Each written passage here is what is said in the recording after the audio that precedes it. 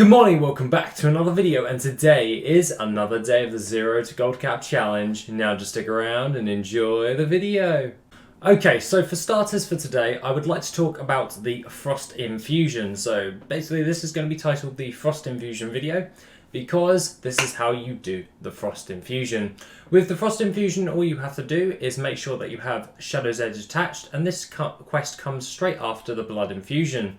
Once you have this quest, go all the way over to Sindragosa's lair, basically to Sindragosa in the Frost Queen's lair, and then take out the two mini-bosses, which are respectively there, and she shall appear.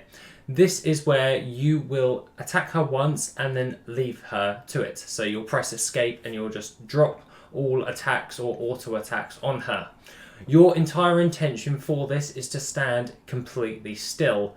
What you have to do, however, is make sure that you have Shadow's Edge attached, and the second part is Sindragosa will produce a Frost Breath on you. This happens once every rotation of all of her moves, and when she goes into her flight phase, she will drop back down again in order to do Frost Breaths even more.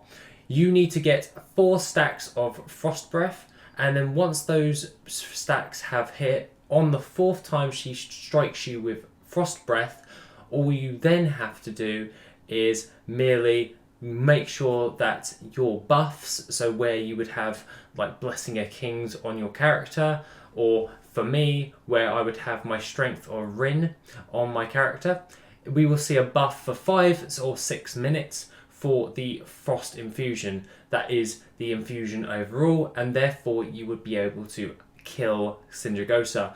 Do not, however, take on Sindragosa, otherwise you will lock yourself out for the week and you will have to wait another week in order for Sindragosa to come back in order to do the Frost Infusion.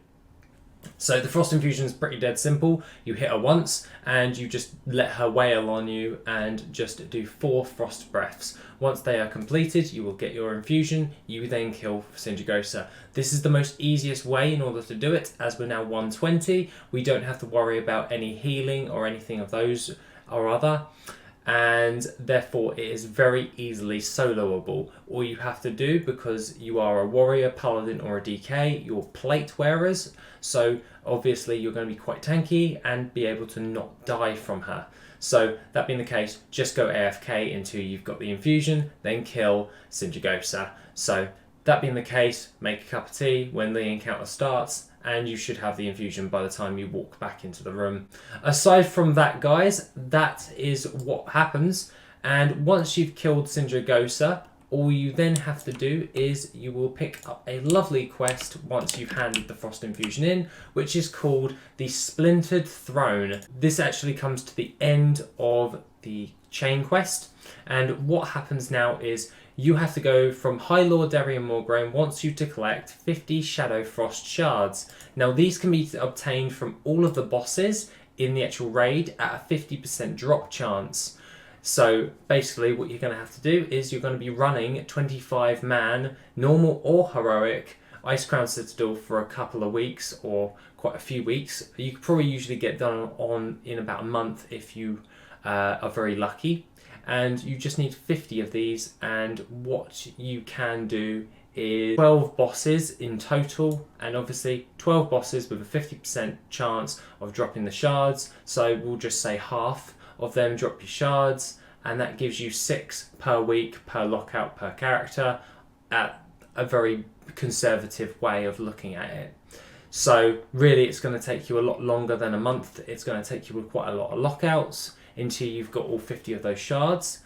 Then once you've actually done the Frost Shards, then you will go on to the following quest, which you then will kill the Lich King with the legendary weapon, and then we'll move on to all of that. So once the quest chain is done for me and my other characters, we will then hand it in, and then we'll do an overview of what we've actually got and see if it was actually worth it to do the Shadowmon quest chain for myself. And if you are really curious, I'm going to provide a link to everything that you get inside the sealed chest for the end of the Shadowmon quest line. Also, you do get a legendary weapon called Shadowmon, which is kind of the premise of this chain quest. Now, aside from all of that, guys, let's get into the gold for the day. So as it stands for today with the gold for the day, we have sold 46,686 gold's worth of stuff. The things that are of note is the flying machine for 4,227 gold. We also have sold an array of different types of things, like we farmed up from all of our PvPing that we just get from our chests, so that's pretty cool, like Bloodstained Bones, 54 of them, Moonglow ink, 63, an array of different things. Now, aside from all of that, the other things that are of note, which are noteworthy, I actually sold Crimson Ink, 828 of those for 14,163 gold. That is pretty damn good on the flipping module. Pretty damn happy with that.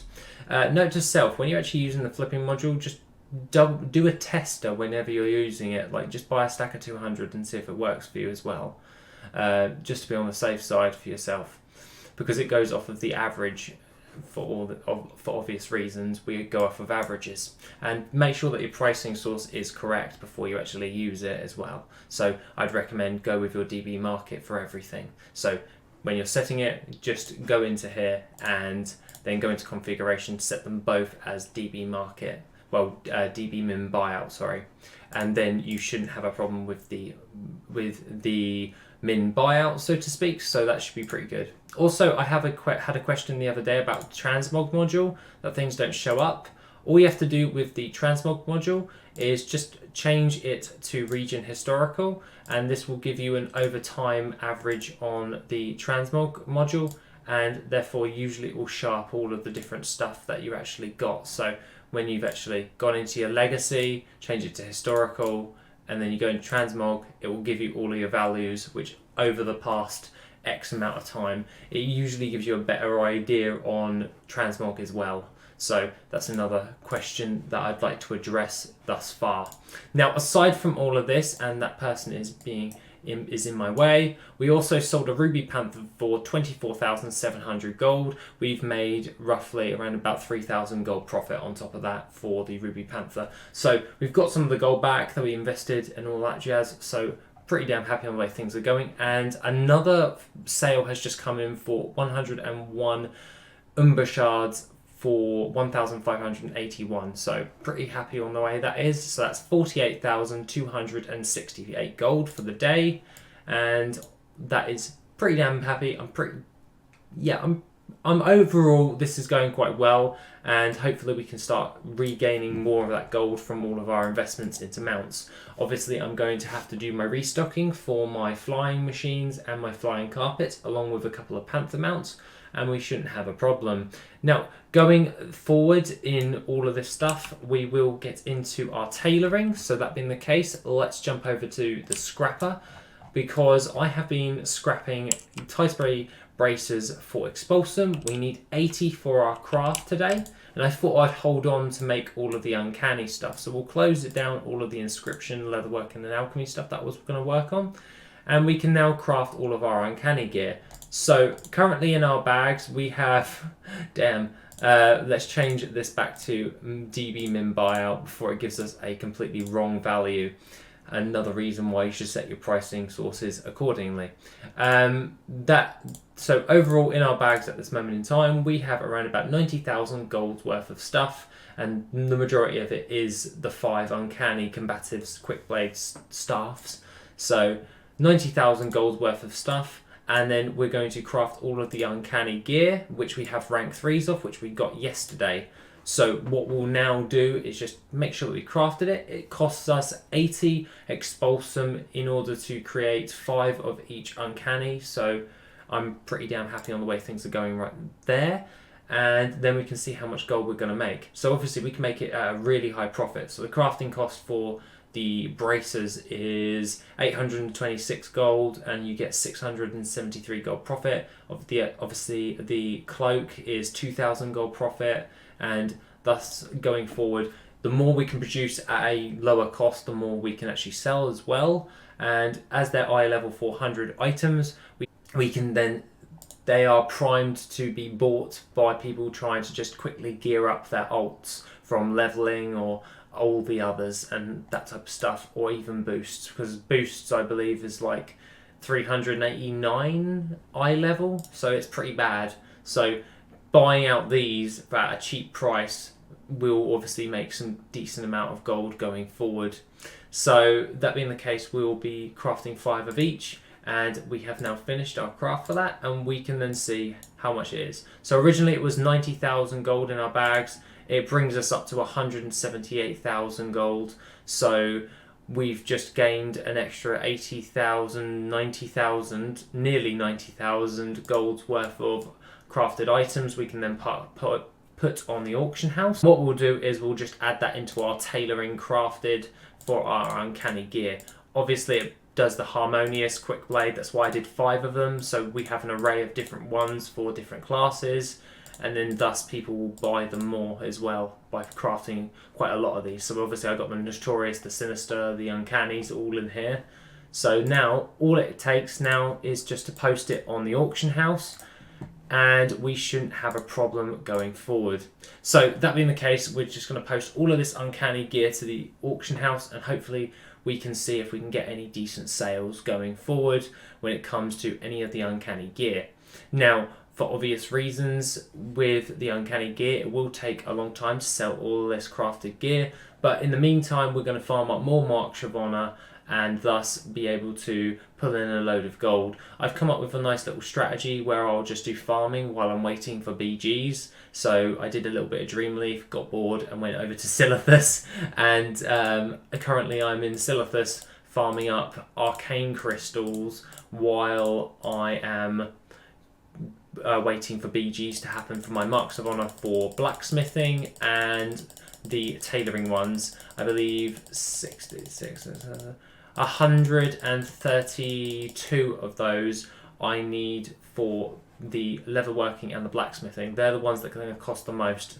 And currently we're back up to around about the 1,062 gold worth of posted auctions. And at this moment in time, we also have 41,222 gold's worth of stuff sold in the auction house at the moment, which is a Earth Fury belt, which I think you get from Molten Core for 29 gold.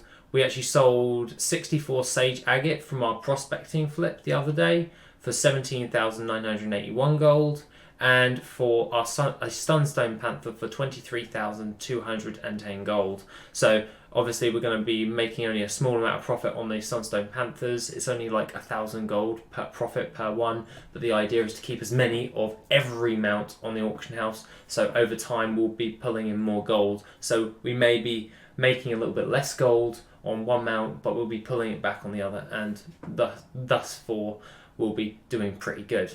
So going forward at this moment in time, we know we're getting 41,000 gold tomorrow, and we shall hope to see if we get any more other stuff on the auction house. Aside from all of that, guys, our total gold is up to 256,071 gold, and hopefully tomorrow we should be up to about 300,000 again, and thus we, in the next week or so, will be back up to 200,000 gold. I have a little plan to get back up to there. I need to test it out, but if it works, I'm definitely covering it, because yeah, it would be great for everyone overall, but obviously I need to test it, so I'm not going to specify. It is a raw gold type thing that I want to test out. Other than that, guys, that's pretty much all I have to say for the day. Have a wonderful rest of the day, and I shall see you in the next video, which will be tomorrow. Have an awesome day, guys, and I shall see you soon.